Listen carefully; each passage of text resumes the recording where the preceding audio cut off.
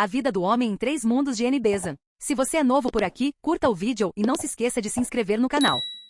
Advertência: esta obra foi escrita para os aspirantes ao estudo da sabedoria divina, que necessitem uma clara e sensível exposição de um dos seus principais ensinamentos, como seja, o desenvolvimento do espírito humano no ambiente dos 3 mundos em que se processa a evolução humana. Representa esta obra uma compilação dos artigos publicados no suplemento semanal do diário New Dia que a autora publicou em Madras. Estes artigos foram também publicados no mensário teosófico de Adyar Bulletin. Agora são reproduzidos novamente em forma mais cômoda e duradoura, neste opúsculo. N. Bezan.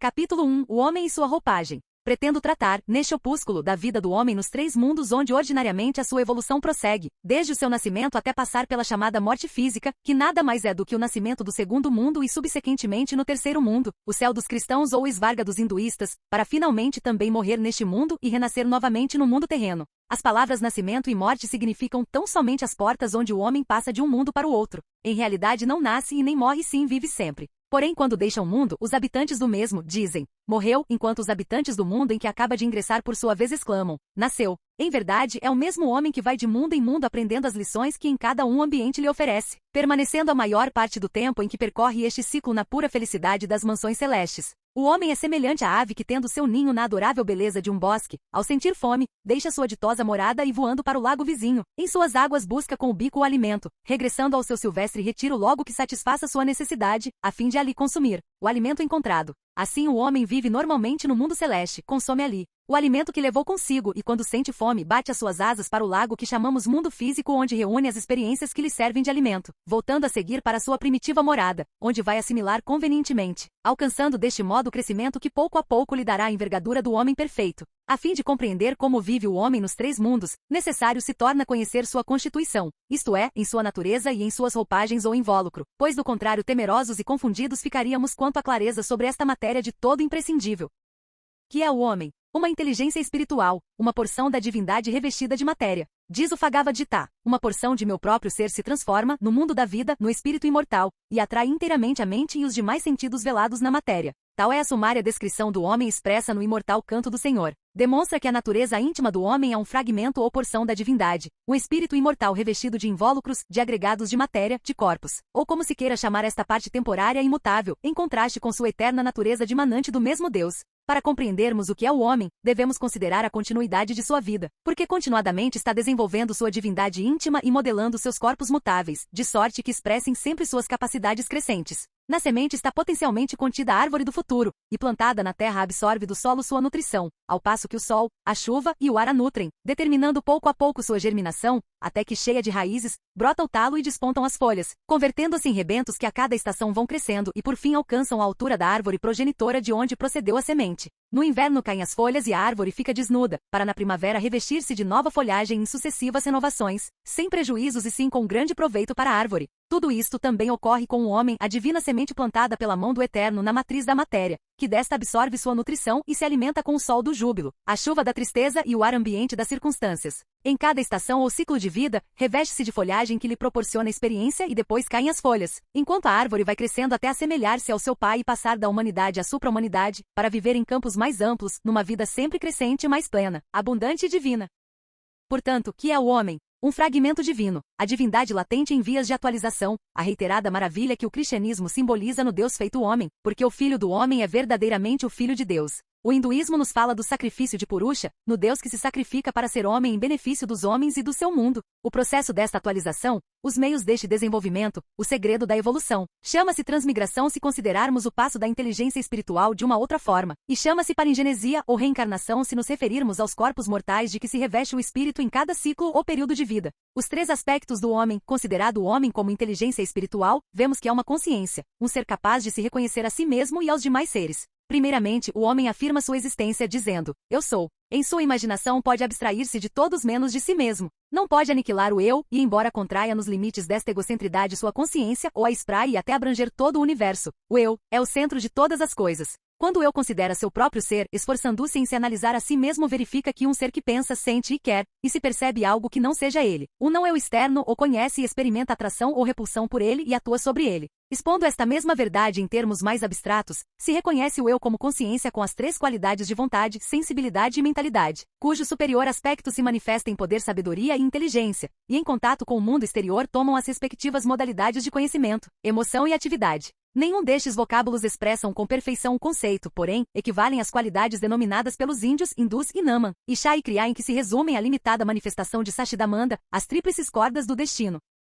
Existem no homem três aspectos, fases ou qualidades pelas quais pode conhecer a si mesmo e se relacionar com o mundo. Sua consciência existe nos ditos três aspectos pelos quais se põe em contato com o não-eu. Roupagem do homem, o fragmento divino que no mundo dos seres viventes aparece como espírito imortal, atrai inteiramente a mente e os demais sentidos velados da matéria. A fim de ser um espírito imortal no mundo dos viventes, deve revestir-se de matéria, e segundo nos ensinam os Puranas, a matéria de nosso quíntuplo universo é de 5 classes: etérea, aérea, ígnea, aquosa ou líquida e terrestre ou sólida. Entretanto, existem no universo divino 2 graus de matéria mais sutil com os quais nada temos que ver no momento. O grau mais denso de cada uma das mencionadas classes de matéria corresponde em nosso mundo físico ao que denominamos terra, água, fogo e éter ou ar, muito embora tenha sido reconhecida a triplicidade deste último. Todos estes graus ou estados de matéria compõem nossa Terra, ou seja, o mundo de nossas relações cotidianas. Os outros 4 mundos, chamados nos Puranas de oceanos, interpenetram e envolvem o terrestre. Pondo de lado símbolos e alegorias, são mundos compostos de outras classes de matéria, cada uma delas com suas diversas densidades. Do mesmo modo que encontramos no mundo terrestre as modalidades de matérias física, nirvânica, búdica, mental, astral e terrestre.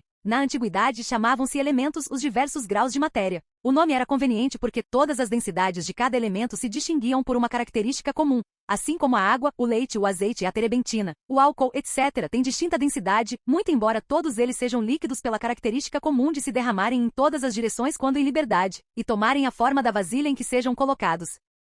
A química moderna deu novo significado à palavra elemento, e assim não podemos empregá-la em sua antiga acepção, muito embora seja um vocábulo muito adequado para distinguir os diferentes estados ou graus de matéria que possuam certas características comuns. A química só estuda as substâncias que encontra no mundo físico e as resultantes das suas combinações procedidas nos laboratórios, e sem qualquer preocupação aplica, a seu bel prazer, os nomes antigos, dizendo depois com a maior sem cerimônia que os sábios de outrora não empregavam as palavras com acerto. A química esqueceu que veio muitos séculos mais tarde ao mundo, e deu novos significados às palavras usadas na antiguidade. Conheciam os filósofos antigos a existência de outros mundos além do físico e empregavam vocabulário apropriado ao seu mais amplo conhecimento. E assim não se lhe pode vituperar de que, em uso de seus direitos, classificassem a matéria do universo de conformidade com suas especiais características e designassem cada uma das classes com o nome de elemento. Roupagens inseparáveis do homem. Convém saber que, para além dos 5 mundos já referidos, existem outros 2, o Adi e o Anupadaka, sob os quais se sucedem em ordem de sutilidade material de mais para menos, os mundos átmico, búdico, mental, astral e físico, que nas escrituras hinduístas são denominados por Akansha, mundo etéreo, vaio, aéreo, agni, ígneo, apas, aquático e prithvi terrestre. Os 3 aspectos da consciência humana, vontade, sabedoria e inteligência, se correspondem com a matéria respectiva dos mundos átmico, búdico e mental, cujas matérias constituem 3 roupagens ou corpos que relacionam a consciência do homem com os referidos mundos e persistem durante o curso da larga série de reencarnações, embora cresçam, se desenvolvam e compliquem à medida que o espírito vai atualizando suas qualidades inerentes. Os 3 corpos referidos se chamam átmico, búdico e causal, e durante sua evolução nos 5 mundos são tão inseparáveis dele como a pele do corpo físico. Constituem o veículo de manifestação do espírito imortal, que sem eles não poderia manifestar-se. Roupagens ou corpos que se separam do homem, quando o homem tem de viver ou se relacionar com os 3 mundos, físico, astral e mental, em que gira a roda de nascimentos e mortes, é necessário que se revista de corpos separáveis de sua individualidade, da mesma forma que sobre a inseparável pele de seu corpo físico se cobre com separáveis vestimentas. Os referidos corpos separáveis limitam as potências do imortal espírito, porém, em compensação o capacitam para adquirir as experiências que lhe proporciona o contato com os mundos inferiores. Muito bem, o mundo mental se subdivide em 2, o superior ou causa-i, e o inferior ou mental propriamente dito. O mundo causal proporciona a matéria para o corpo ou roupagem do intelecto, e o mundo mental inferior a matéria do corpo adequada para adquirir conhecimentos concretos. Ao primeiro corpo chama-se causal, e ao segundo corpo mental ou mente concreta. O mundo astral proporciona a matéria componente do corpo astral ou emocional, assim chamado porque é um instrumento ativo das emoções e desejos que atraem ou repelem os objetos exteriores. O mundo físico proporciona a matéria componente do corpo físico ou instrumento da atividade da consciência. É o corpo da ação. Trataremos aqui unicamente destes três referidos corpos: o mental, relacionado com o mundo dos pensamentos; o astral, com o das emoções e desejos; e o físico, relacionado com o mundo da atividade física. Convém salientar que o corpo físico está organizado de modo a servir de manifestação aos pensamentos, desejos e emoções tanto quanto serve de instrumento da atividade física, cuja base é sempre o sistema nervoso. Assim, a mente atua por intermédio da substância cinzenta do cérebro e, além disso, se relaciona com os objetos exteriores por meio dos 5 sentidos de sensação, cujos centros estão no cérebro, e proporcionam à mente os materiais do pensamento. Por isto tem-se dito com muito acerto que a mente é o 6º sentido, pois sintetiza as sensações de todos os 5. As emoções e os desejos atuam no sistema glandular por meio dos nervos do grande simpático. A ação se efetua com o auxílio dos nervos que movem os músculos. Assim, o sistema nervoso, fundamento do corpo físico, é o órgão de manifestação do conhecimento, da emoção e da atividade, correspondentes no mundo físico ao intelecto, à sabedoria e ao poder dos 3 mundos superiores. Destino dos corpos. Os corpos têm de ser utilizados, gastos e, por último, abandonados. O homem utiliza seu corpo mental durante todo o ciclo de evolução nos 3 mundos, desde o nascimento no mundo físico até que deixa o mundo celeste para renascer na Terra. É o primeiro corpo do qual se reveste em cada ciclo de vida e o último que abandona. Depois do corpo mental se reveste do astral para descer do mundo mental ao mundo das emoções e o abandona quando deste mundo emocional ascende ao mental. Finalmente se reveste do corpo físico ou de ação, que abandona ao morrer na Terra, ou seja, quando do mundo físico ascende ao astral em seu caminho para o mental. Portanto, vemos que o homem está revestido de 3 corpos ou roupagens inseparáveis durante a série de reencarnações, e sobrevestido de outros 3 corpos ou roupagens transitórias e separáveis, que nascem e morrem e cuja matéria componente reverte a massa geral de seu respectivo mundo, para fazer parte de outras agregações de matéria mineral, vegetal, animal e humana.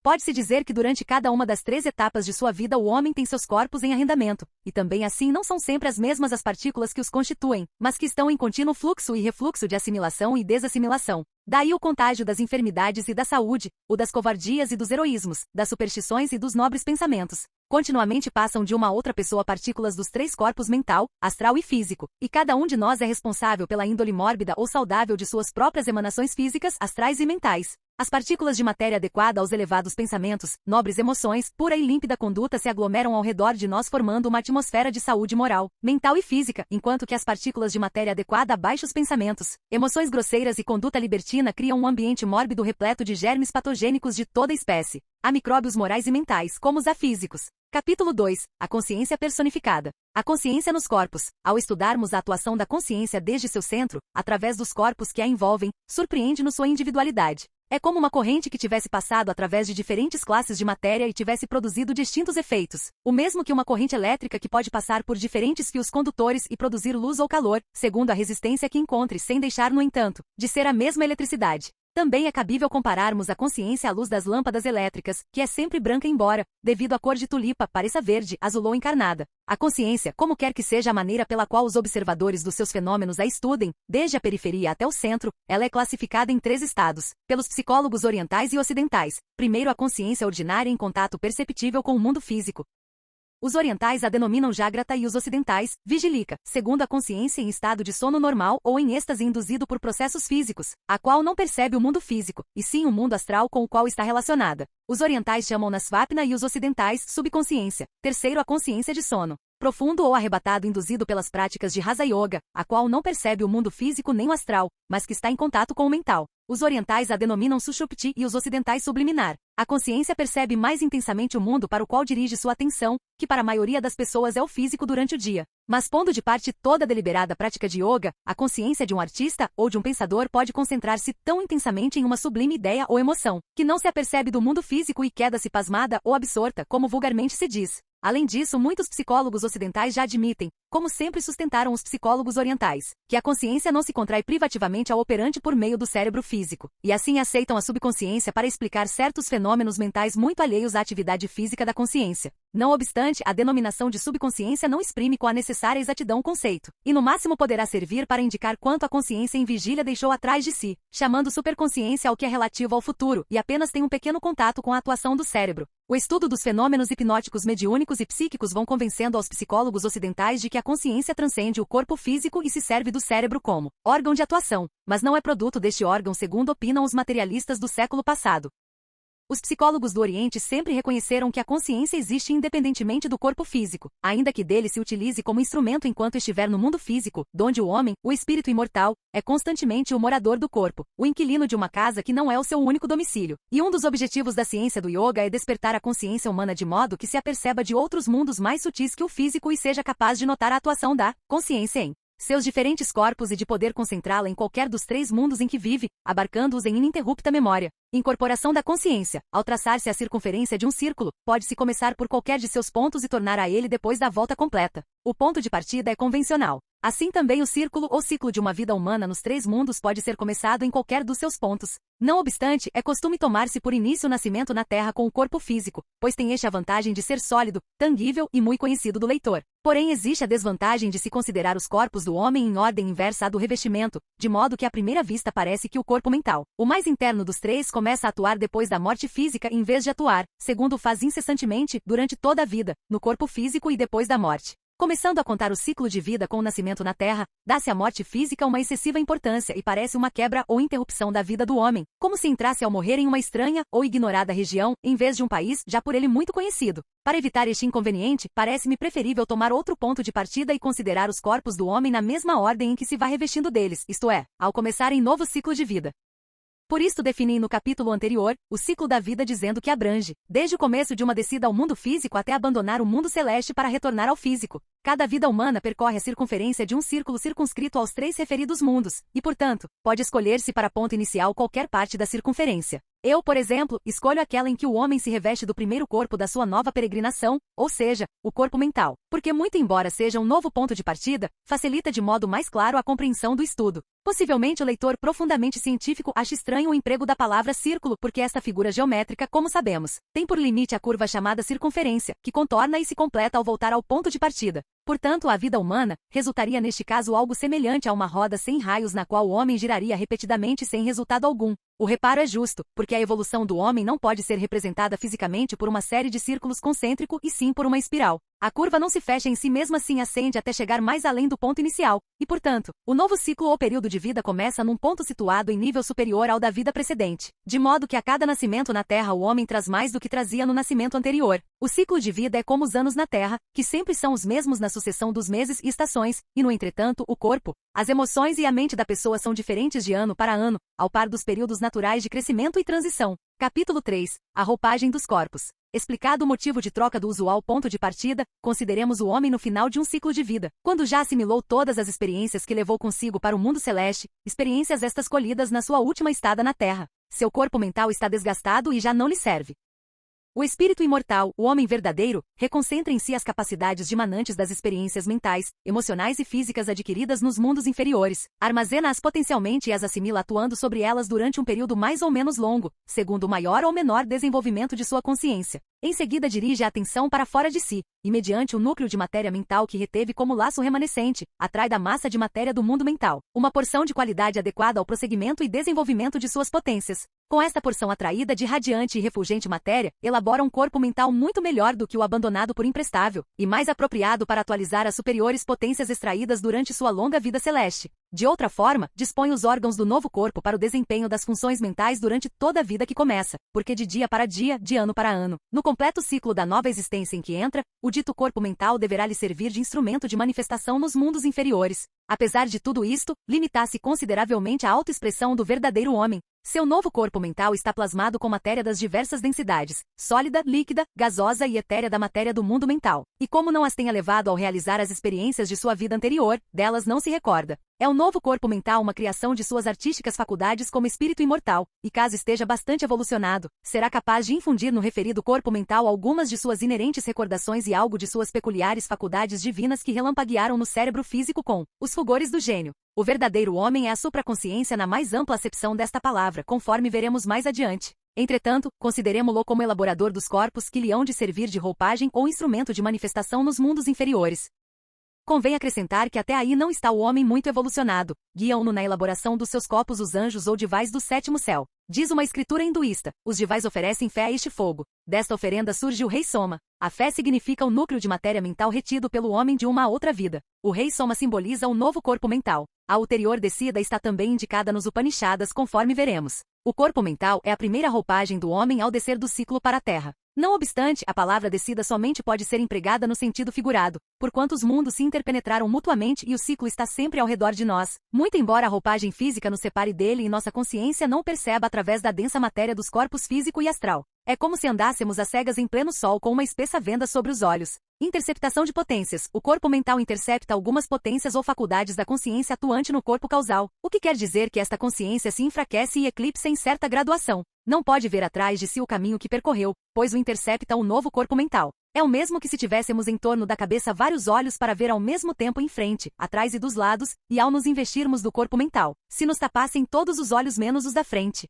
Também pode ser comparado à descida por uma escada de caracol, de uma torre com muitas janelas em suas paredes, pelas quais a cada volta da espiral não veríamos o panorama que tivéssemos apreciado das anteriores. As faculdades da consciência necessitam de órgãos elaborados com a matéria do mesmo mundo em que há de funcionar. Cada corpo que se sucede é uma nova limitação ou decréscimo de nossa vista espiritual. O corpo dos desejos. Emprego aqui a palavra desejo em seu significado geral, muito embora se possa aplicar à atração ou repulsão de múltiplos objetos. A consciência procura desfrutar o prazer e evitar a dor, motivo porque propende para os objetos de prazer, recusando os dolorosos. O prazer pode elevar o homem a um supremo êxtase de amor, devoção e sacrifício ou atirá-lo ao mais profundo plano de luxúria bestial, ou dizendo melhor, infrabestial, pois raramente se constata dor ou prazer no reino animal. Do mesmo modo como o homem pode se elevar acima do bruto, também pode se depravar até muito abaixo dele. Sempre que o desejo de prazer busque um objeto prazeroso, a consciência tem de dispor de um centro sensorial para a tentação e de um órgão também sensorial para a atividade. Os centros sensoriais estão no corpo dos desejos ou corpo astral, e os órgãos sensoriais no corpo de ação ou corpo físico. Os sutilíssimos desejos em que intervém poderosamente o pensamento se chamam emoções, e a matéria de que estão formados os centros sensoriais é do grau mais sutil do mundo astral, muito embora também se encontre nele matéria mental interfundida com o astral, da mesma sorte que o éter interpenetra os sólidos, líquidos e gasosos do nosso corpo físico. A matéria astral de grau mais denso e grosseiro serve para a expressão dos desejos ignóbeis e maus. Quando o homem, ajudado pelo seu deva ou anjo custódio, chega a certo ponto na construção do seu corpo mental, vivifica o núcleo de matéria astral que consigo reteve latente e inativo durante sua larga permanência no mundo celeste. 18. As escrituras hinduístas dizem que este núcleo de matéria astral se ofereça a Parjanya, o deva da chuva ou da água. Em todas as religiões a matéria astral está simbolizada pela água, e portanto na citada frase se usa a água como símbolo do corpo astral ou segunda roupagem do homem. É o corpo instrumental da consciência svapna ou superfísica que atua durante o sono comum do corpo físico, e o homem o conserva até sua passagem do mundo astral para o mundo mental depois da morte física. Está o novo corpo astral construído em congruência com o mental já parcialmente formado, pois deve ser formado logo em seguida, da mesma forma que se ajustam em um mesmo tom os bordões e primas de um violino. Se existe discordância embora passageira, dela resultará muitas aflições. Também esta segunda roupagem intercepta ou eclipsa algumas faculdades da consciência, que não encontram na matéria astral a plasticidade suficiente para todas as suas manifestações mentais. Os apetites, concupiscências, desejos, paixões, vícios e emoções têm no corpo astral seu campo de manifestação, e suas violentas vibrações afetam o corpo físico até o ponto de ocasionar fenômenos de que trataremos mais adiante. O corpo físico. O homem não intervém na construção deste corpo. Os divais vivificam o átomo físico permanente, assimilando nele substância terrestre mineral, vegetal ou animal e o misturam entre os alimentos do pai escolhido para o próximo nasciturno. Do pai passa para o átomo permanente a mãe eleita, e no momento da concepção começa o deva encarregado do serviço a construir o corpo físico, regulando-se pela planta ou esboço que os senhores do karma lhes confiaram para modelar a matéria física em forma adequada ao esgotamento do karma de forma regulada durante a vida física. Desta matéria elaboram-se os órgãos sensoriais relacionados com os centros do corpo astral, e o cérebro, ou órgão da mente relacionados com o corpo mental. O corpo físico é o que vive menos, pois fica abandonado e inutilizado com a morte física. Assemelhasse a um abrigo, manta, capa ou gibão de contínuo de repartição, porque todas as noites nos desprendemos dele durante o sono, muito embora mantendo com ele um magnético laço de relação, e enquanto o corpo físico dorme, podemos atuar revestidos dos corpos astral e mental no mundo astral, donde vemos os nossos amigos, auxiliamos os desvalidos, consolamos aos tristes e praticamos o amor e a misericórdia, ou também, o ódio e a crueldade se estivermos sob o domínio de paixões. O homem pode aprender a viver livremente no mundo astral e aumentar a receptividade do cérebro às vibrações superfísicas, porque o corpo de carne não constitui forçosamente um cárcere, e sim pode ser uma habitação cuja chave o homem possua. O corpo físico é o único que a maioria das pessoas está constantemente tomando e desejando, muito embora não se apercebam dele em sua rotineira vida terrena. Capítulo 4. O homem revestido. Já estamos com o homem completamente revestido de seus flamejantes corpos e disposto a colher novas experiências no mundo físico. De per si, é o verdadeiro homem uma inteligência imortal e espiritual a que se dá o nome de monada ou trino espírito, porque é o trino e um com o logos ou ishara de quem seminalmente procede. é uma consciência com 3 aspectos ou qualidades distintas, porém inseparáveis. No Logos ou Ishara, estas 3 qualidades ou aspectos são existência, sabedoria e felicidade, simbolizadas esotericamente em Brahma, Vishnu e Shiva da trindade hinduísta. Na monada inerentemente ternária, as 3 qualidades são existência, conhecimento e felicidade. A eterna monada ou espírito ternário, para desenvolver a sua interna semente de vida, se apropria de um átomo de matéria átmica no qual se manifesta como poder ou vontade, outro átomo de matéria búdica, no qual se manifesta como sabedoria, e outro átomo de matéria mental, no qual se manifesta como intelecto. Assim, o espírito ternário se converte na monada investida, ou seja, em Atma Buddhimanas, equivalente por suas qualidades à vontade, sabedoria e inteligência. É o imortal governador interno, a imortal inteligência espiritual manifestada em sua verdadeira natureza e disposta a evolucionar a favor de experiências adquiridas nos 3 mundos inferiores, por meio de outros 3 corpos mais densos e mortais, de sorte que as ditas experiências lhe sirvam de alimento nutritivo às suas roupagens superiores. Assim diz simbolicamente um Upanishad que os divais se alimentam dos homens. O átomo átmico se espraia ou se restringe à vontade da monada e forma uma roupagem simples e inteira. O átomo búdico atrai outros de sua mesma natureza que, interfundidos intimamente, formam uma roupagem radiante de indescritível fulgor. O átomo mental também atrai outros de sua índole e forma uma roupagem mais compacta, parecida a um tecido, que é a do intelecto. Assim, a monada, o homem verdadeiro, passa de uma vida para outra sem nascimentos nem mortes nos superiores mundos causal, búdico e átmico. É aquele que, despojado de todos os sentidos, brilha com as qualidades de todos eles, se move e se prende sem pés nem mãos, vê sem olhos e ouve sem ouvidos. É glorioso governador, também o consumidor de alimentos do alimento da experiência. A fim de colher experiências, imerge sua vida no mundo mental inferior e se apropria de uma molécula de cada uma das densidades de matéria mental inferior, análogas à das densidades búdica, causal, mental e física, com as quais, segundo expusemos no primeiro capítulo, se constrói, auxiliado pelo Deva, um novo corpo mental apropriado para expressar as experiências de índole mental adquiridas durante a sua permanência no mundo celeste. É um corpo repleto de germens ou embriões de faculdades que ele tem de aduzir, em sua próxima vida terrena, entre as influências, já estimulantes já deprimentes, com que tropeça nas pessoas e coisas circundantes. Por meio deste corpo, o intelecto se esforçará em seu corpo causal em utilizar o antigo conhecimento e adquirir outro novo. Por meio do corpo búdico, o homem atua para formar o corpo astral, cujas mais puras moléculas estão em analogia com suas correspondentes no corpo mental, porque a união do amor e do conhecimento desenvolve a sabedoria em seu devido tempo. Também no corpo astral estão embrionárias as qualidades emotivas e passionais, e igualmente ver-se-ão estimuladas ou deprimidas pelas experiências que o homem encontra em seu ambiente. Quanto ao corpo físico, já dissemos que o homem tem de aceitá-lo segundo o Deva ou modela, a fim de que, como órgão das atividades físicas, sirva para extinguir a porção de karma regulado e designado para a imediata vida terrena. O corpo físico pode ser um estorvo embaraçoso ou um instrumento harmonioso. As ações do homem em vidas passadas determinam seu ambiente na atual, assim como seus pensamentos determinam seu caráter, suas emoções e paixões e seu temperamento. Desta forma empreende a alma peregrina, o morador do corpo, seu caminho para percorrer a etapa terrena de sua viagem, ao retornar a este mundo pela porta do nascimento. O período pré-natal. Os corpos recebem considerável influência benéfica ou perniciosa durante o período pré-natal, pois o ambiente em que vive a mãe repercute no porvir mental, emotivo e físico do nasciturno. Daí a enorme importância de formar saudáveis ambientes nos 3 mundos em que a mãe e o feto não cessam de viver. Os amorosos, puros, nobres e temos pensamentos de quantos rodeiam a mãe, nutrirão análogos germes do novo corpo do filho, sendo especialmente importante neste particular a qualidade dos pensamentos da mãe por sua constante influência no feto. Pelo contrário, os pensamentos maus, grosseiros, cruéis e impuros das pessoas que rodeiam e acompanham a mãe, nutrirão os germes da mesma linhagem que se encontra latente no corpo mental do feto, enquanto que a ausência de semelhantes pensamentos inutilizará a grosseira matéria mental desta classe. O mesmo pode-se dizer com relação às emoções e paixões, sobretudo destas últimas que são substancialmente nocivas. O temor, a luxúria e a cólera devem ser afastadas do sensitivo e crescente corpo astral do feto. Quanto ao corpo físico, favorecerão em sua formação e beleza a harmonia, delicadeza e suavidade de cores, a sã alimentação da mãe, o ar puro, a luz e o salutar ambiente. Não se deve olvidar a relação entre os corpos físico e astral, porque neste último se levantam violentas sacudidelas ou estremecimentos vibratórios, as intensas emoções e paixões cujos choques podem se transmitir ao corpo físico do feto, determinando deformidades ou paranoicos.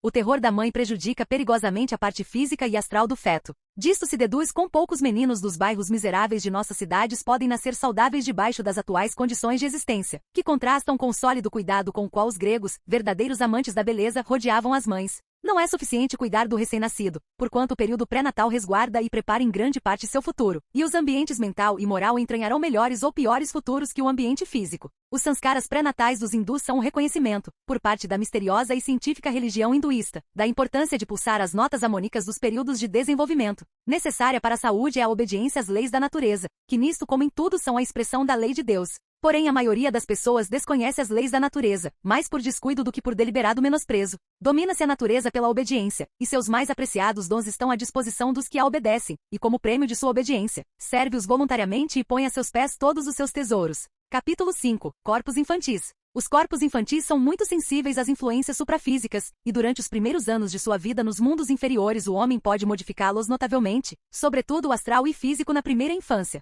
Na generalidade das crianças não está o homem verdadeiro ou ego em íntimo contato com seus corpos até os 7 anos de idade, e a frequente observação de que raras vezes se manifesta o raciocínio mental antes da referida idade conduziu à crença de que a educação às crianças não deve começar antes dos 7 anos. De fato, durante a primeira infância está o ego revestindo-se de seus corpos inferiores e sua consciência não toma plena posse deles antes do 7º ano de vida terrena. Notáveis alterações vão se efetuando no cérebro físico. As células ou neuromas que têm de servir de órgãos à faculdade raciocinal, lançam umas raízes chamadas dendritas, as quais formam uma rede e se atraem por seus extremos sem se tocarem, porém constituindo condutos de franca comunicação intercelular. O desenvolvimento das dendritas está estimulado pelo enlace das sensações da criança com os objetos externos que as produzem, e pela recordação deste enlace. A criança sente fome e o corpo reclama alimento. A mãe lhe acalma a fome dando-lhe de mamar, e depois de muitas experiências, a criança relaciona a presença de uma mulher com a sensação da fome e da sua inquietude, até que por último relaciona esta sensação com a presença de uma mulher determinada, sua mãe, a quem reconhece então, e prefere as demais mulheres. O mundo da criança está constituído por aparições e desaparições, presenças e ausências, igualmente incompreensíveis para ela que vão e vêm sem fixidez. Não pode segui-las, porém, ao cabo de muitas experiências, reconhece que, embora não as podendo ver, pode invocar a aparição do objeto desejado em seu limitado mundo por meio do pranto, estabelecendo assim outra relação entre si mesma e o estranho mundo exterior. Por haver tido análogas experiências em muitas vidas precedentes, o ego utiliza seu infantil corpo físico com alguma habilidade e ajuda-o a estabelecer muito rapidamente suas primeiras relações. Porém, as crianças diferem muito no que as mães e as preceptoras chamam fazer caso de algo, pois isso depende em grande parte da idade do ego e da classe de corpo que lhe foi determinado como mais apropriado para extinguir seu karma em períodos. O estabelecimento da relação entre a consciência operante no corpo infantil e os objetos externos é a base de todo pensamento. Uma sensação e o reconhecimento do objeto externo relacionado com ela, já lhe preceda, já lhe siga, pode considerar como alfabeto do pensamento. O resultado prático disto na educação da criança é que se deve induzir a observar, chamando-lhe a atenção o enlace entre suas sensações e os objetos, para o qual deve exercitar sua memória. Durante a infância os sentidos são mais agudos e convém aproveitar esta vantagem para educá-lo. Entretanto, não se lhe deve incitar o raciocínio, no significado lógico desta palavra, porque seu cérebro não está apto, todavia, para este esforço. E os educadores ignorantes classificam de distração ou estupidez a natural incapacidade e inferir uma conclusão geral de observações similares. Não distração nem estupidez, e sim prematuridade física. Corpo físico e astral. O corpo astral da criança é sumamente receptivo, e transmite suas impressões aos centros sensoriais do cérebro. Daí o fato da criança não saber distinguir entre uma forma física e outra astral, sucedendo às vezes tratar com um companheiro astral sem distingui-lo do de carne e osso. Sendo seus pais sensitivos, a criança lhes falará sem subterfúgios de seus amigos astrais, porém, quedar-se-á perplexa, acabando por se mostrar insegura e reservada. Se estupidamente lhe respondem com estas frases ou outras parecidas: "Não tem ninguém aqui, não diga tolices, não digas mentiras tolas, etc." Verdadeiramente, disse Wordsworth, que o céu está em nosso derredor durante a infância, e isto não é figura de retórica e sim vívida realidade. Quando os tecidos do corpo são desde já menos receptivos, as sombras do cárcere se projetam sobre a criança que cresce, até que o ego envolto em sua túnica de carne, com o que atinge a incorporada parte de sua consciência, queda-se interceptado no corpo físico dos mundos sutis, cujos fenômenos se desvanecem à luz do dia. Melhor fora chamá-la obscuridade da consciência vigílica, que para o ego encarnado é a única realidade enquanto está no corpo físico. Porém, convém recordar que fora deste corpo o ego não é tão obtuso como quando nele está, e sempre está fora dele a maior parte do ego. Capítulo 6. Corpos adultos. O corpo físico e os fenômenos a ele relacionados. O corpo físico está composto de matéria sólida, líquida, gasosa e 4 estados etéreos não reconhecidos entretanto pela ciência acadêmica. Para distinguir um dos outros 4 estados etéreos de matéria física denominamo-los etéreo, metaetéreo, hiperetéreo e atômico. Portanto, em nosso corpo físico entram como componentes os estados sólido, líquido, gasoso, etéreo, metaetéreo, hiperetéreo e atômico da matéria física, dos quais a ciência comum só reconhece 5, a saber, sólido, líquido, gasoso, radiante e etéreo. Já dissemos que o corpo físico é por excelência o corpo da atividade, e que por meio de seus distintos e apropriados órgãos podem se manifestar em nosso corpo físico a vontade, a sabedoria e o intelecto. Não temos necessidade de nos determos a estudar os órgãos do corpo físico, porque os tratados de anatomia e fisiologia já os descrevem prolixamente, porém só consideraremos a parte sutil dos dito órgãos, constituída por matéria física etérea, o duplo etéreo. A ciência não admite todavia a existência deste duplo etéreo, muito embora já a pressintam alguns cientistas. Nosso corpo físico consta de duas partes separáveis, a parte densa, constituída por matéria sólida, líquida e gasosa, e a parte sutil, constituída pelos 4 etéreos, que em conjunto é denominada duplo etéreo porque se compõe de éter que é exata duplicata da parte densa, ou antes, a perfeita película matriz em que partícula por partícula, se constrói a parte densa. Assim como, ao submergir um lenço na água, o líquido e o ar dissolvido na água penetram pelos interstícios do tecido sólido. Da mesma forma, em nosso corpo físico, a matéria sólida delimita os contornos da forma e constitui a armação, ao passo que os demais estados de matéria penetram entre os interstícios da sólida. É indubitável que o éter invade todas as partes do corpo denso, como toda a classe de matéria sólida, líquida e gasosa. As correntes magnéticas que se observam no interior do corpo físico demonstram a presença do éter. Um cientista londrino conseguiu, por meio de um engenhoso aparelho, tornar visível uma aura nebulosa de alguns milímetros de espessura ao redor do corpo humano. Não obstante, esta experiência é um indício e não prova plena para a ciência acadêmica. Porém, os clarividentes descrevem o duplo etéreo como uma nuvem que envolve e interpenetra o corpo denso. Contudo, a existência e separatibilidade do duplo etéreo é o único fundamento racional para explicar grande número de fenômenos enigmáticos, todavia, para os cientistas ocidentais. Síncope, hipnose e êxtase. Na síncope, chamada vulgarmente desmaio, perde-se a consciência física, porém não se quebra o laço da parte densa com a etérea, que magneticamente ligada com aquela não pode funcionar por si mesma. Pela influência de um alcaloide ou qualquer outra causa, desprende-se o duplo etéreo sem separar-se do todo, porém, quando cessa a causa eficiente da síncope, o duplo etéreo torna a ajustar-se à sua contraparte, e este ajuste se manifesta em prantos, gritos, suspiros ou outros sintomas de mal-estar físico. Na hipnose ou sono anormal, se o indivíduo goza de boa saúde, o duplo etéreo não se separa e nem sequer se desliga do corpo denso e sim quedam ambos em seu entrelaçamento comum, continuando sem alteração as funções físicas, enquanto que o ego atua em seu corpo astral e superiores independentemente do físico. O mesmo sucede no êxtase. Porém, se o enlace do corpo denso com o duplo etéreo é anormalmente débil no indivíduo, separam-se quase sempre ambas as contrapartes no estado de êxtase e o duplo etéreo se desprende do corpo denso, muito embora sem romper o enlace. Esta é a condição mediúnica que proporciona às desencarnadas entidades astrais um veículo próprio para se infundir nele e restabelecer em seguida um encaixe no corpo denso, sem o qual não poderia manifestar-se no mundo físico, salvo se for um experiente ocultista. A morte. Ao ocorrer a morte física, não no momento exato de expirar, o duplo etéreo se desliga por completo do corpo denso que, sem sua sutil contraparte, já não pode subsistir como organismo coerente e vai se desintegrando até que toda a matéria que o constituía recobre sua independência. Pouco a pouco o duplo etéreo se desprende do cadáver, que se vai esfriando, primeiro nas extremidades e depois em todo o corpo. O momento preciso da morte não é quando a pessoa expira, muito embora possa com ele coincidir, e sim quando o duplo etéreo se desliga por completo do cadáver, deixando-o hirto no leito mortuário. Então os clarividentes veem flutuar o duplo etéreo como roupagem externa do ego, que continua vivendo em todos os seus corpos, menos no físico denso. Não obstante, o duplo etéreo vai se desintegrando também para ir passo com o cadáver até deixar o corpo astral como roupagem externa do ego. Daí ser o incineramento dos cadáveres melhor meio de apressar sua desintegração e com ela o duplo etéreo, que assim não pode ser aproveitado pelas entidades maliciosas e intrometidas do mundo astral.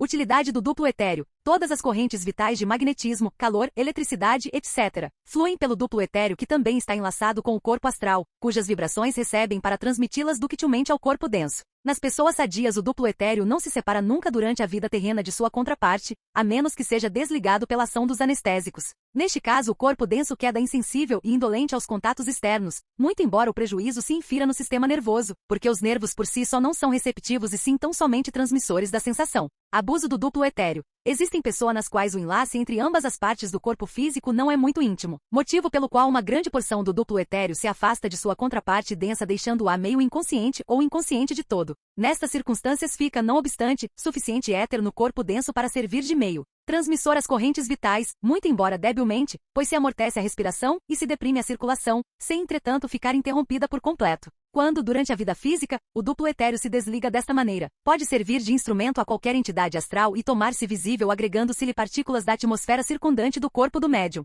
Assim, por exemplo, o famoso médium Eglinton diminuía consideravelmente de volume corporal com prejuízo de sua saúde durante as múltiplas materializações que se efetuavam por seu intermédio. As aparições físicas em uma sessão espírita provêm do abuso do duplo etéreo do médium, mercê do qual pode a entidade astral mover os objetos materiais, tocar instrumentos musicais, tocar as pessoas circundantes, etc., assim como modelar em várias formas, por ser muito plástico as correntes mentais dos presentes, estejam ou não em corpo físico. Nas escritas automáticas a entidade astral se vale tão somente da contraparte etérea mão e braço do médium. Em resumo, as entidades astrais podem abusar de diferentes modos de um duplo etéreo, porque normalmente são incapazes de se introduzir no mundo físico e é perigoso estender pontes entre ambos. Visão etérea. A ulterior evolução ampliará nossa consciência física, colocando na categoria dos sentidos, o que o mais das vezes é agora supraconsciência, sob o aspecto físico. Todos os fenômenos de índole etérea que, no entanto, a consciência vigílica não percebe, correspondem à ordem da supraconsciência física. A faculdade perceptível da consciência só pode por enquanto atuar por meio dos 5 sentidos como consciência vigílica, cujo campo é muito limitado. Se considerarmos o sentido da vista, vemos os sólidos, os líquidos e os gases coloridos, porém não o ar nem os gases incolores. A ciência nos fala dos raios invisíveis infravioletas e também dos invisíveis infrarroxos, o que significa que das múltiplas vibrações etéreas, o homem humano só percebe 7 modalidades e não as demais. Se trocarmos os limites vibratórios do olho humano, trocaríamos também nosso mundo visual. Se o olho fosse capaz de funcionar ao contato de certos raios elétricos, os corpos opacos se tornariam transparentes e os transparentes em opacos. Veríamos através das paredes, porém, não através dos cristais das venezianas.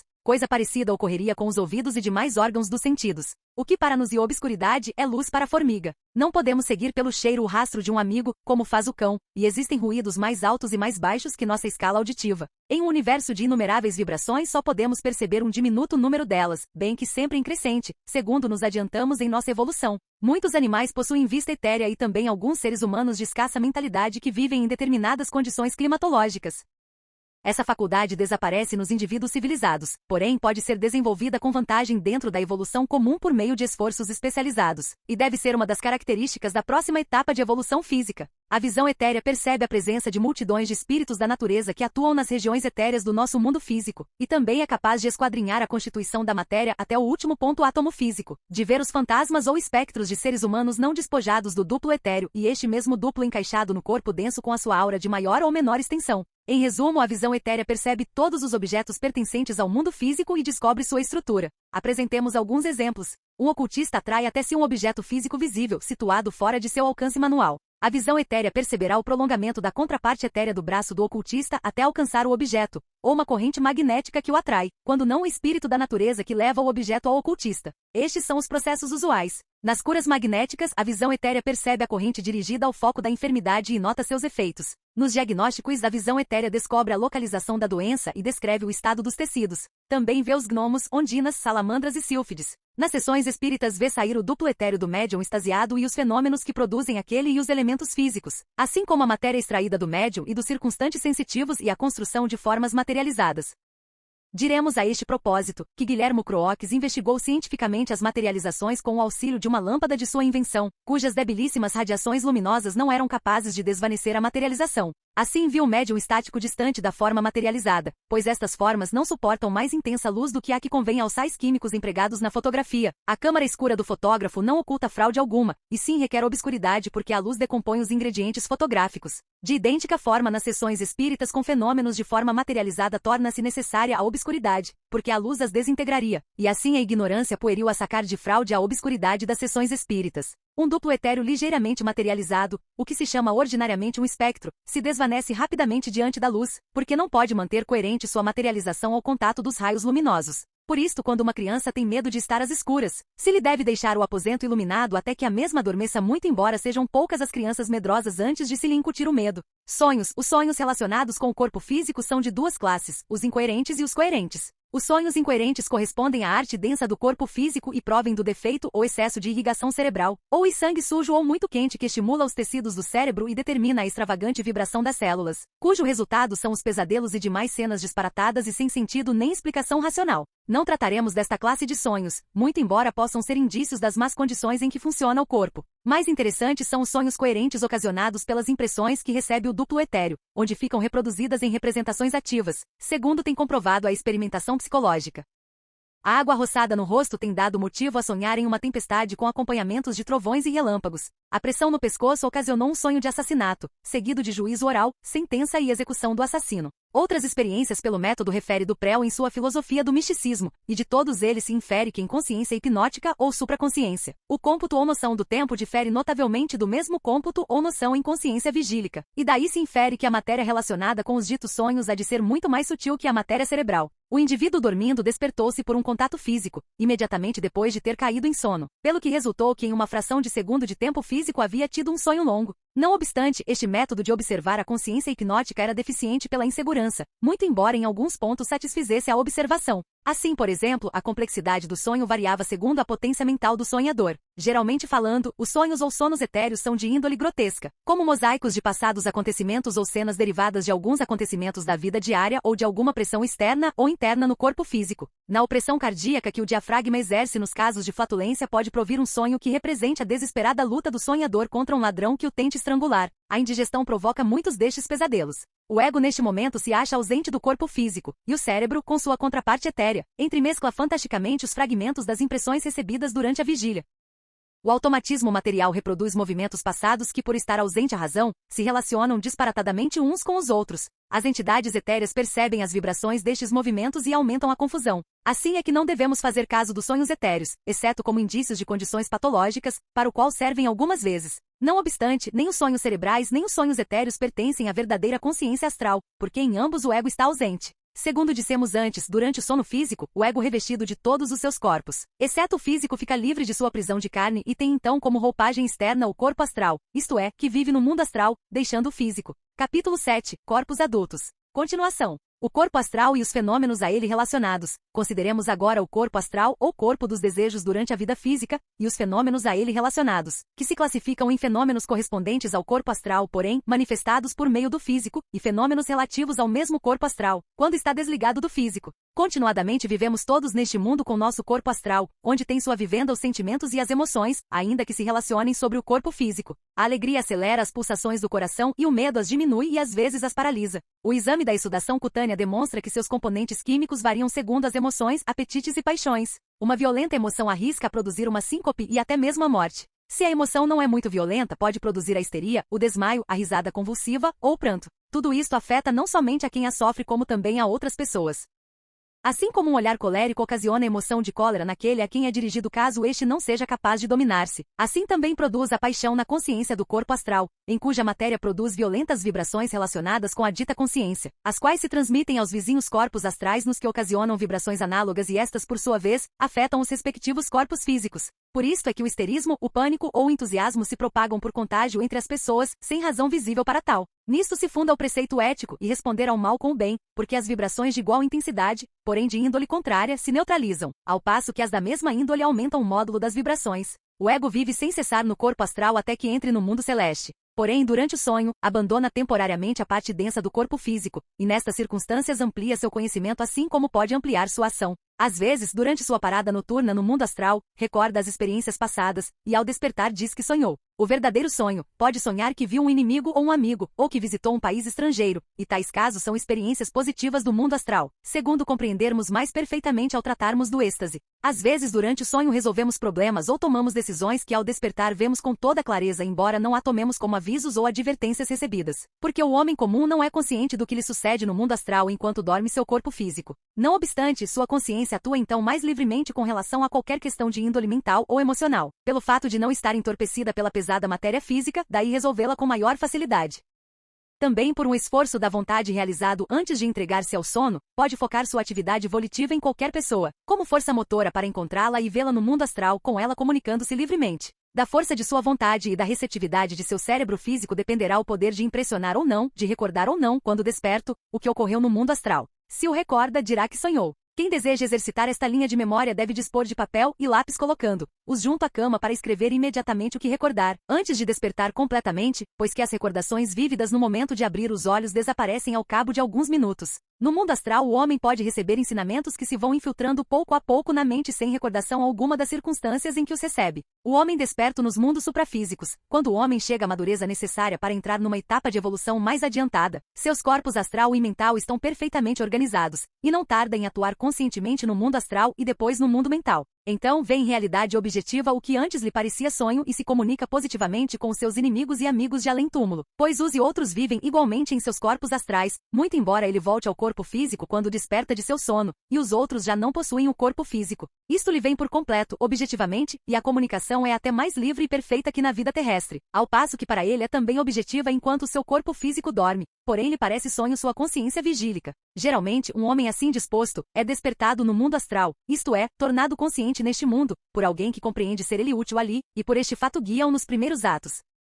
Porém, o homem que deixa o corpo físico pelo exercício de sua própria vontade o deixa com plena consciência e conhece por conseguinte tudo que o rodeia no mundo astral. Então, utiliza o corpo astral por veículo, em vez de utilizar o corpo físico, tornando-se capaz de estudar os fenômenos do mundo astral tão claramente como quando em seu corpo de carne e osso estuda os fenômenos do mundo físico, muito embora possa também, como nesse mundo, enganar-se, incorrer em erros, deixar-se levar pelas aparências, crer nas falácias de outras entidades e equivocar-se em seus juízos e observações. Em semelhantes circunstâncias, os pensamentos que emite tomam forma e ele os vê como se fossem seres estranhos a ele, arriscando-se a enganar-se com suas próprias ideias, que lhe parecerão sugeridas por outrem. Daí a necessidade de um guia experiente nos fenômenos astrais, que o intime a observar e estudar, como faz na Terra um preceptor quando seu discípulo começa a estudar uma nova ciência. Depois adquire assim o conhecimento do mundo astral e de sua imensa variedade e condições de seres viventes, do mesmo modo que em determinado tempo conheceu o mundo físico. Encontra ali toda a classe de seres humanos com o corpo astral como roupagem externa. Ali estão os tipos anormais de suicidas e vítimas de acidentes, dos réus executados, dos criminosos e dos perigosos elementais, dos ébrios impenitentes, dos libertinos, todos eles com seu corpo astral composto das mais grosseiras partículas dessa matéria.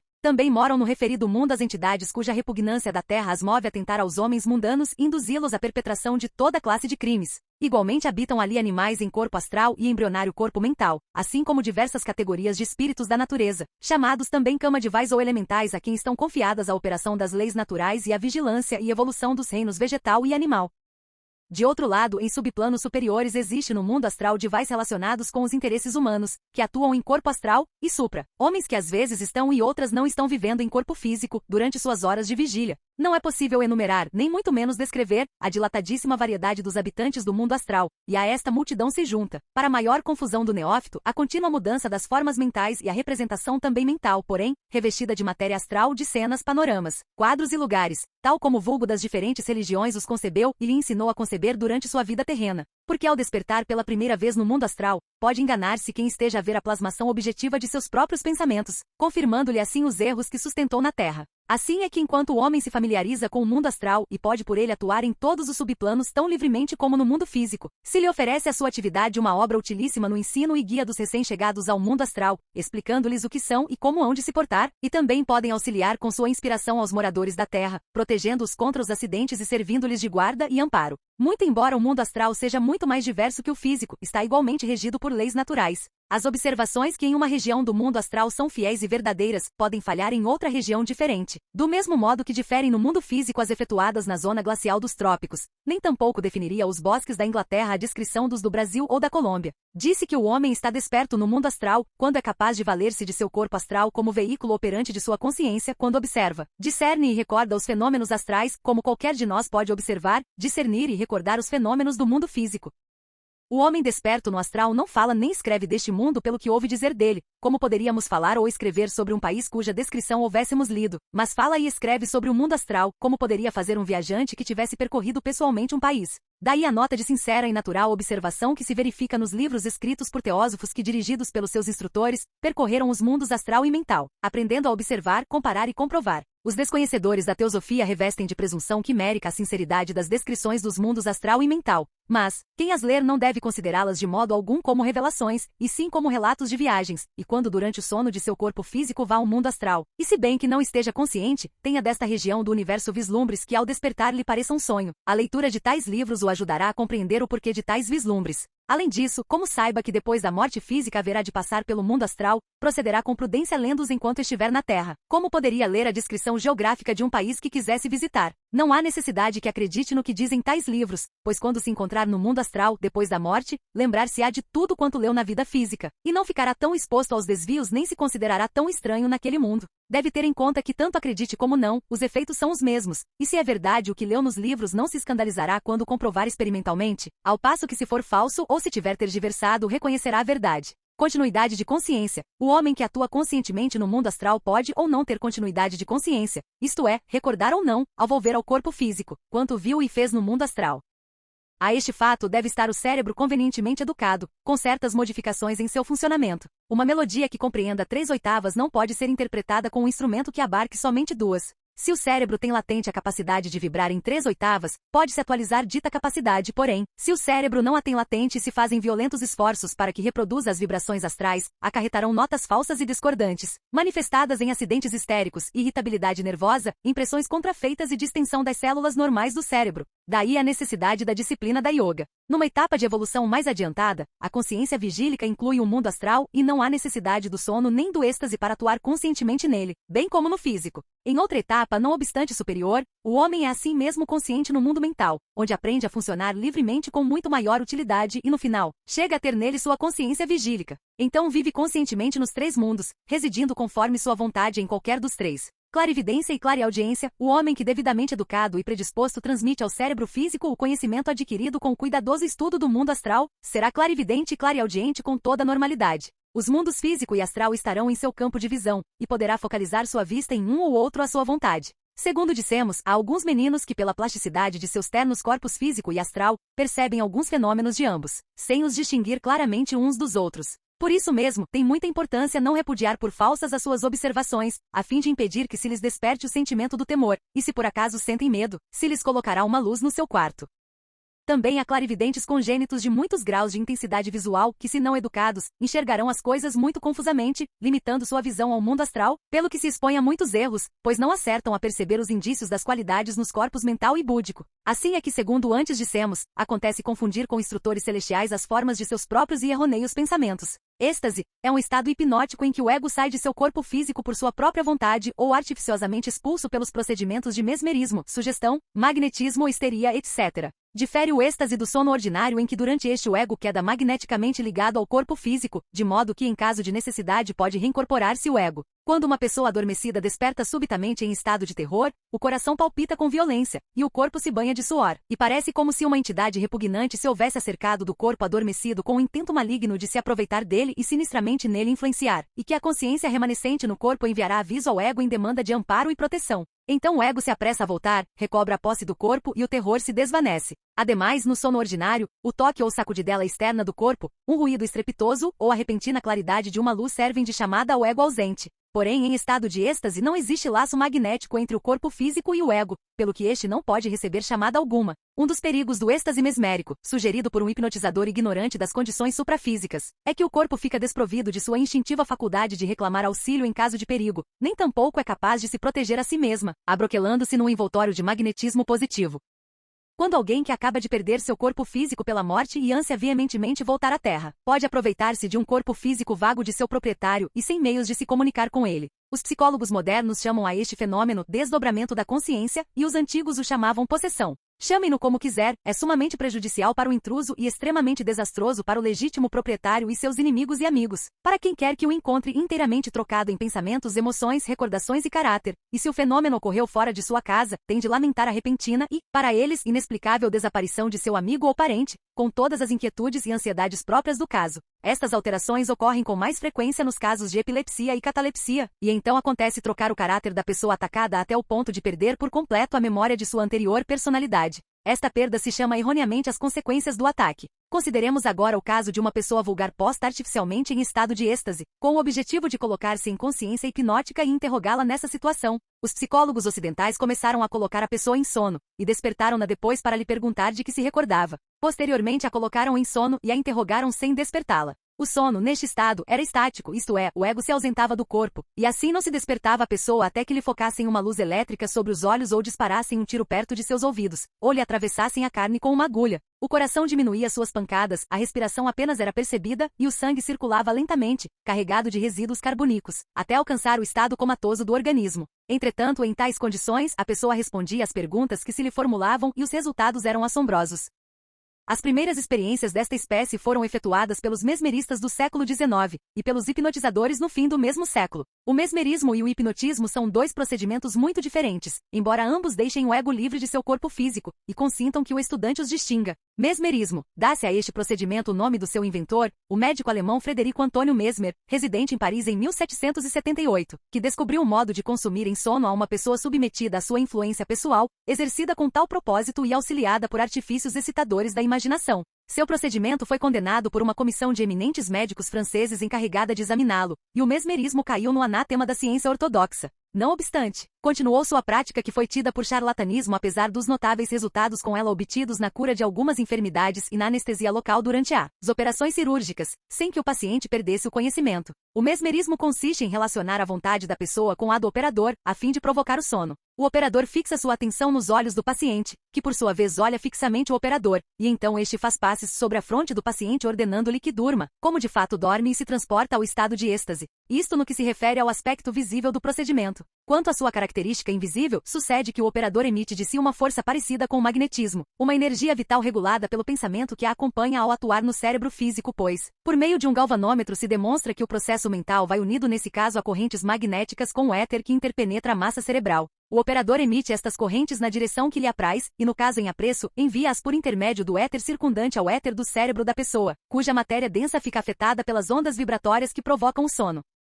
A causa desta ação é indispensável que o pensamento da pessoa se harmonize com o do operador, pois se for discordante, as ondas vibratórias seriam opostas e se entrechocariam com o cérebro do paciente, produzindo perturbações físicas, dores de cabeça e outras doenças, sobretudo se tanto o operador como a pessoa têm vontade forte. Nesta última circunstância, se ambas as vontades se harmonizam, os resultados do êxtase podem ser muito favoráveis, porém, e estão em desacordo, será o mesmerismo muito prejudicial à saúde física do paciente. Convém também ter presente que a relação entre o operador e o paciente estabelece um laço magnético que pode prejudicar a este último, a menos que o operador seja um homem de pensamentos puros e limpos, bem como emoções livres de qualquer estado mórbido. Uma enfermidade do operador pode contagiar o paciente ou vice-versa, a menos que o operador saiba resguardar-se deste contágio. Os apetites maus, as paixões perversas, os desejos baixos, as emoções sinistras e os maus pensamentos podem ser transmitidos ao paciente por esta telegrafia sem fios. Ademais, é possível dominar até certo ponto a vontade da pessoa, que umas vezes notará o domínio que sobre si é exercido e outras o suportará inconscientemente.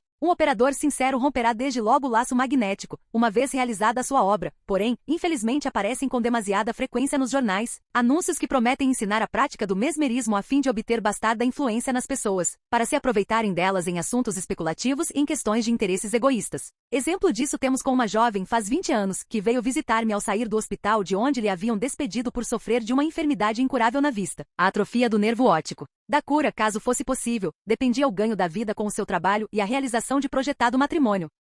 Observei que algumas células do nervo óptico estavam parcialmente encolhidas com muito pouca vitalidade, e era possível a cura se as vitalizassem. Expliquei-lhe as condições em que tentaria a prova e consentindo corei.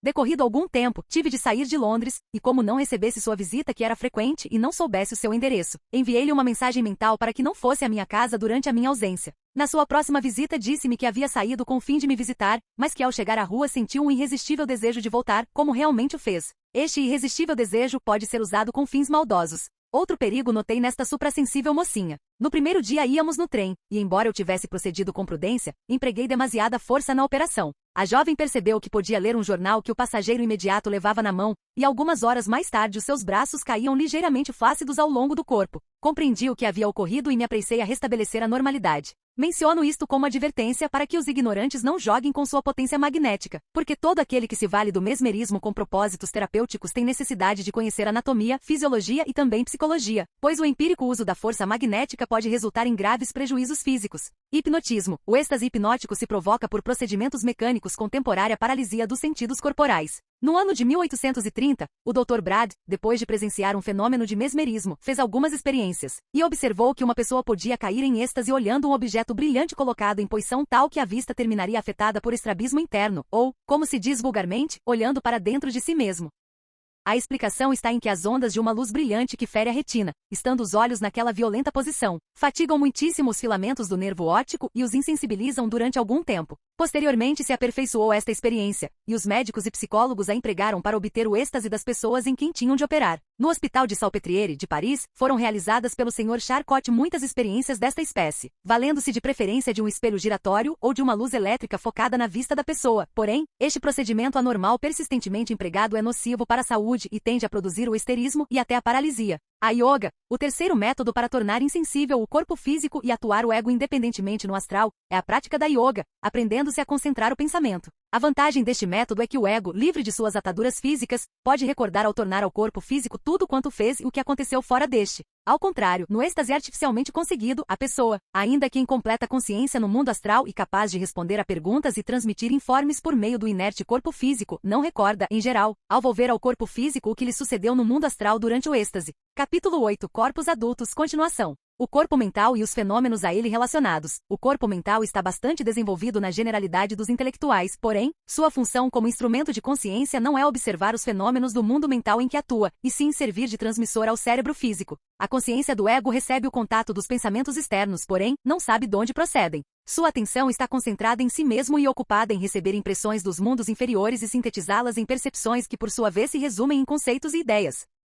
O ego proporciona recordações de passadas percepções que tanto contribuem ao reconhecimento dos objetos físicos e classifica, fundamenta e formula conclusões que apresenta à sua vontade para que dentre elas escolha uma. Poderemos considerar a consciência do ego como um receptor de impressões que transmite ao corpo mental, donde as digere e assimila à consciência mental, que por sua vez transfere os resultados desta atuação ao cérebro físico, donde brotam as impressões que afetam o mundo exterior. Toda a atuação mental ocorre no mundo do pensamento, e o cérebro físico não é mais que um instrumento do pensador, como um músico que se vale de seu instrumento. A música pode dissonar por defeito do instrumento, sem diminuir o valor da composição musical, que é do compositor, por imperfeito que seja o instrumento. Neste caso, como em todos, o corpo físico é uma limitação e o único meio de que o ego dispõe para se manifestar no mundo físico, ainda que de certo modo diminua suas faculdades. Os fenômenos do mundo mental não podem ser tão facilmente objetos de observação como os do mundo astral. Os divais nele residentes são os protetores ígneos, os seres de luminosidade esplêndida e potente energia, que pelo pensamento atuam nos mundos inferiores. A chamada telepatia ou transmissão de pensamento pode efetuar-se em direção de mente a mente, porém quase sempre se opera por meio do cérebro, e a glândula pineal serve de gerador e receptor. O corpo mental é notável pela extraordinária vivacidade, pureza e fulgor de suas cores e a plástica mobilidade de sua matéria.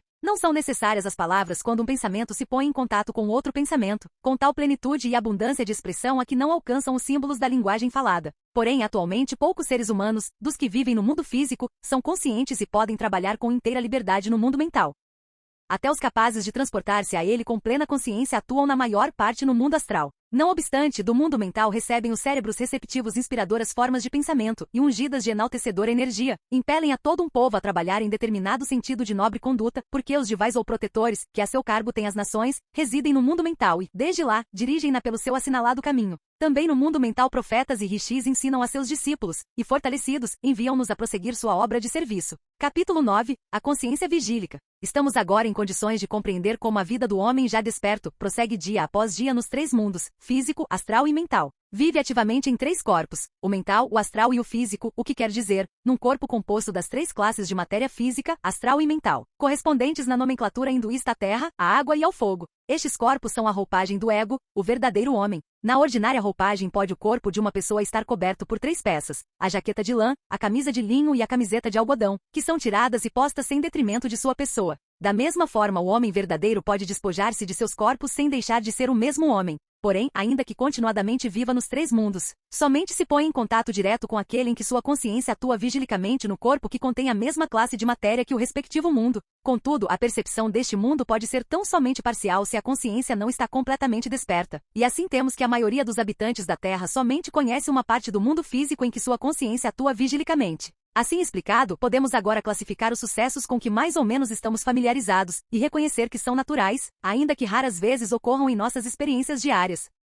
A consciência vigílica no mundo físico é a que todos nós temos em nossa vida diária e pela qual pensamos, queremos e trabalhamos, sem nos apercebermos de que em nossas experiências ordinárias empregamos as três classes de matéria, mental, astral e física. Exemplifiquemos. Se temos fome e tomamos para comer o alimento ao nosso alcance, qual o processo desta operação? Ao sentirmos fome e ao vermos o alimento, reconhecemos que ele serve e recordamos que satisfaz a fome. Este reconhecimento e esta recordação são de ordem mental e se efetuam no cérebro onde vibra a matéria do corpo mental que interpenetra os outros dois, e por meio da matéria do corpo astral que lhe serve de ponte, transmite as vibrações às matérias etérea e nervosa do corpo físico, cujo resultado é o reconhecimento do alimento e a recordação de que satisfez a fome em ocasiões anteriores. Esta recordação desperta o desejo de comer, que corresponde ao corpo astral, cujas vibrações se transmitem por meio do duplo etéreo ao grande simpático do sistema nervoso e às glândulas salivares que segregam seu suco, e como se diz vulgarmente, faz-nos água na boca. O desejo incita automaticamente a atividade, que põe em movimento os músculos e abre-nos a mão para tomar o alimento e levá-lo à boca.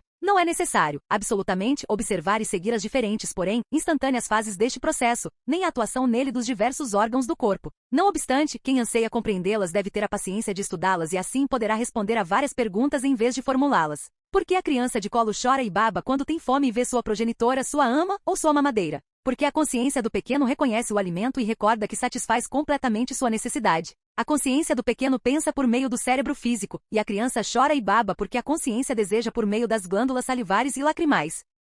Se a criança é recém-nascida ou de poucos meses, apenas moverá vagamente os braços e pernas, porque a consciência não domina ainda os músculos para guiá-los a tomar alimento, como ocorre quando a criança já é mais crescida e esperta. Quando maior, não se contentará em abrir a mãozinha para apanhar o alimento, e sim se arrastará pelo solo ou andará por seus pés até alcançá-lo. Tudo isto é fácil de compreender e atentamente se observa e estuda. A rudimentar atuação da consciência por meio dos novos corpos se repete continuamente até converter-se em automática. Porém, a sucessão das fases sempre é a mesma, apesar de que, segundo crescem os corpos, respondem melhor aos impulsos da consciência e é mais complicada sua atuação. Em um princípio só há um desejo, um vago sentimento de necessidade seguido da satisfação. Este é o reflexo do princípio cósmico. O desejo despertou primeiramente no eterno. Porém, muito depressa se estabelece a série normal de pensamento, desejo e ação, que se manifestam respectivamente por meio do cérebro, das glândulas e dos músculos, cujas vibrações se iniciam correspondentemente na matéria mental, astral e física. Segundo aumentem os conhecimentos humanos, descobriremos provavelmente o maior número de pormenores das diversas classes de matéria mental, astral e física, em sua relação com as operações da consciência. Já sabemos que a luz, a eletricidade, o calor, o magnetismo, o som, etc., são modalidades vibratórias da energia única através do éter. Sabemos que o magnetismo ou a eletricidade galvânica se relaciona com a atividade mental do cérebro físico e que provoca alterações químicas na composição da matéria densa, das células cerebrais. Não obstante, o amplo esboço que temos traçado deve servir para nosso imediato propósito de compreender em termos gerais a atuação da consciência vigílica no corpo físico. Se advertirá que a consciência vigílica no corpo físico ou mais simplesmente consciência física só percebe alguns resultados de sua atuação na matéria densa, sólida, líquida ou gasosa do mundo físico. Sua área é, na verdade, muito restrita, porém a moderna psicologia reconhece a ampliação desta área na que impropriamente chama subconsciência, cuja atuação não vai precedida de descobertos pensamentos e desejos, como sucede na consciência física. A teosofia distingue na subconsciência dos psicólogos dois aspectos, a saber, a subconsciência propriamente dita e a supraconsciência. A subconsciência inclui todos os instintos e atos resultantes de passadas experiência consciente, porém, que ficaram para além do conjunto da consciência física por inúteis e inadequadas às atuais condições. Exemplo disto temos em que os quadrúpedes silvestres dão voltas e mais voltas na espessura do bosque para apanhar a erva e arranjar o lugar para dormir comodamente. É uma deliberada ação resultante do pensamento e do desejo. Não obstante, um cão doméstico dá também várias voltas, antes de deitar-se para dormir sobre um lugar onde não há erva para alisar. É uma ação involuntária que resulta do automatismo subconsciente. Um cavalo aguça as orelhas em direção das vibrações sonoras para melhor perceber o som, ou, de modo casual, ele movimenta-as a fim de localizar a direção de um som. Em compensação, o homem não tem mobilidade nos lóbulos das orelhas. Não obstante, a subconsciência pode despertar-se vigilicamente pelo pensamento e pelo desejo, de modo que ponha em ação os atrofiados músculos que governarão a mobilidade dos lóbulos da orelha. Assim pode ser conquistada, ainda uma vez, a faculdade de reter o alento e as pulsações do coração, para o qual se necessita consumir muita energia mental e volitiva. Também pertence à subconsciência a memória das células exercitada na construção e reconstrução dos tecidos, cicatrizações das feridas, etc.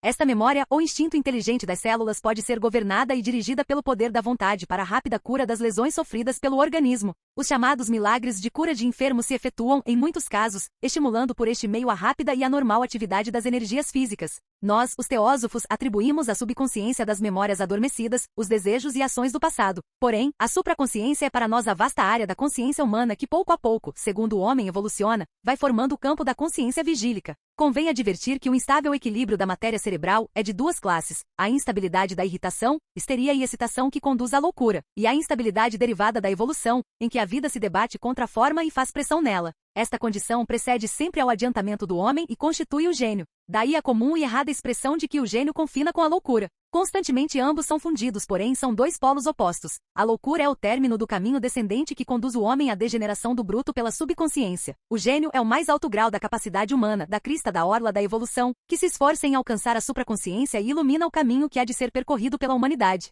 Capítulo 10. Evolução. Vimos que a consciência vigílica do homem é, em termos gerais, a que segundo vai desenvolvendo suas faculdades e correlacionando-as com seus corpos, atua no mundo que mais estreitamente a limita. Já descrevemos no terceiro capítulo as sucessivas roupagens em que se vai limitando a consciência do ego, que só percebe o mundo correspondente à matéria do corpo que pouco a pouco modela e aperfeiçoa. O corpo mental é durante muitos nascimentos uma nuvem informe, e muito pouco pode expressar pela sua conduta. A consciência no corpo mental é entretanto cega, muda, surda e paralítica sobre o que diz respeito ao mundo mental. Também o corpo astral, durante muitas encarnações, é uma massa de buliçosa, turbulenta e agitada matéria, conveniente para expressar apetites e paixões animais que instigam o corpo físico a violentas ações. A consciência do ego está dominada pela matéria astral que governa uma forma humana. O corpo físico é a primeira escola do ego em sua evolução humana, e há de ser durante muitíssimas encarnações a principal expressão de sua consciência. O corpo físico tem muito limitados contatos com o mundo físico, porém são definidos, porque possui órgãos para distinguir as diferenças e semelhanças dentro de seu restrito campo, e oferece ao ego imensas possibilidades de evolução. Os corpos em seu aspecto de pontes. Durante largo tempo, o ego utiliza seus corpos astral e mental como se fossem pontes para chegar ao mundo físico, e não como instrumentos para se relacionar com os mundos aos quais respectivamente pertençam devido à sua constituição. A consciência do ego flui e reflui através de suas roupagens astral e mental, e as vibrações da matéria que acompanham as permutas de consciência em cada uma das ditas roupagens se transmitem de uma a outra até atingir a física. Convém ter presente que as três classes de matéria se interpenetram mutuamente como sucede com os sólidos, líquidos e gases no corpo físico, e assim a vibração de uma delas provoca a vibração nas outras duas. Os contatos do mundo físico levantam na matéria do corpo físico vibrações que, transmitidas pelos corpos astral e mental, chamam a atenção do ego, afetando sua consciência de modo a perceber algo exterior a ela. Os órgãos sensoriais do corpo físico vão se aperfeiçoando durante a idade de evolução, e a faculdade perceptiva do ego se aproveita destes órgãos para indagar a causa da comoção. Seus primeiros esforços mentais relacionam a comoção de seus corpos com a causa que a reproduz no mundo físico. A comoção do corpo astral é umas vezes prazenteira e outras penosa, determinando no primeiro caso o desejo de reiteração e no segundo de evitação. O corpo físico se aproxima então ou se afasta do objeto causador do prazer ou da dor. Assim começa a educação do ego em seu contato com o mundo físico. Estimulam esta educação homens altamente evoluídos em mundos passados, que lhe ensinam a ordenação em que nasceu a pessoa e com a qual deve conformar-se e quiser evitar a dor. O homem conhece por experiência que é verdade quanto lhe ensinam seus mestres, pois sofre ou goza segundo o advertiram, e assim vai adquirindo experiência. Enquanto sua percepção do mundo externo se resume ao físico, onde fixa sua atenção, a constante transferência de ondas vibratórias ao corpo mental, através do físico e do astral, assim como as respectivas vibrações do corpo mental, transferidas pelo astral, organizam os corpos astral e mental de modo que, sem cessar, estão evolucionando e se dispondo a perceber mais adiante seus respectivos mundos. Depois, são evoluídos notavelmente por experiências de além-túmulo. Somente a consciência física é o que se manifesta no cérebro físico por transmissão dos corpos mental e astral. Experiências de além-túmulo. Segundo já dissemos, o homem ao morrer se desprende do corpo físico denso e continua vivendo nos demais corpos. Aos poucos deixa também o duplo etéreo e subsiste nos outros. O físico denso e o duplo etéreo se desintegram, ficando assim o ego livre de uma roupagem de que não mais pode servir-se para sua ulterior evolução.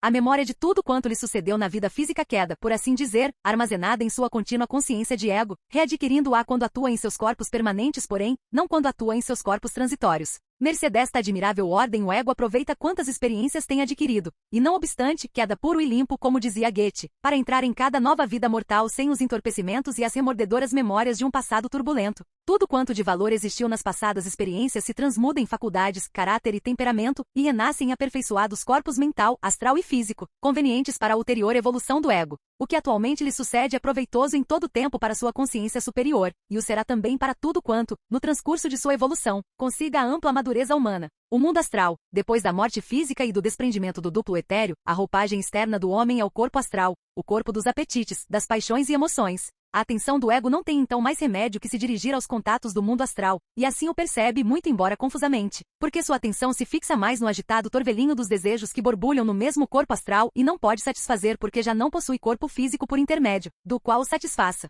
Deste modo aprende afinal que a satisfação de um desejo em prejuízo do próximo reverte em sofrimento, que serve de semente para uma qualidade de sua futura consciência física. De outro modo, também goza da satisfação dos desejos convenientes à sua etapa de evolução. Sua estadia no mundo astral é tão duradoura como seus desejos, segundo a qualidade que tiveram na sua última vida terrestre, e goza de paraíso de índole material. Com o tempo se desintegra o corpo astral, e então a externa roupagem do ego é o corpo mental no mundo celeste.